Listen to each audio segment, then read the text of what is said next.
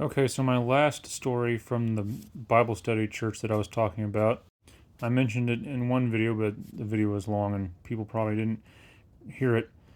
So there was this one guy at this Bible study where we would speak in tongues for like 45 minutes straight once a week.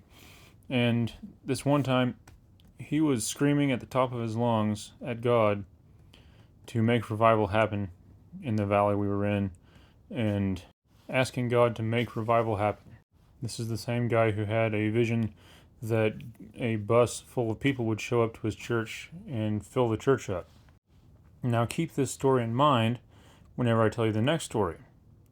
I was sitting in church, and the way we would do church is we would go to church, do the praise and worship practice, and then we would go to the pastor's office to pray for the service and everything. And the pastor's office had like one-way glass on it like had a bunch of windows and doors, all glass. You could see out into the foyer, but they couldn't see into the office. So there was this girl who I had invited to church because she was interested in the Bible and stuff. And I wasn't sure when she was going to show up, but she showed up that day as we were in the office praying for the service.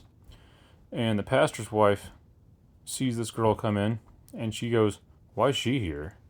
And I was like, "Because I invited her." And she's just like, "Oh, okay," and then didn't say anything else. I did not realize that everyone at that church knew this girl, and she knew a lot of them. And they apparently did not like her. So the same guy, the pastor who was screaming at the top of his lungs for God to make revival happen, his wife wondered why this girl was even there that I had invited to church. They didn't invite anyone. So 10 years later, I wonder if revival ever happened there or not. The problem with any church is that God will not bring people into your church. You have to go and get people to come to your church. Sometimes people will come to your church if they move there or something, but that's usually not the case. But screaming for God to bring people to your church and then not liking the people he brings is pathetic.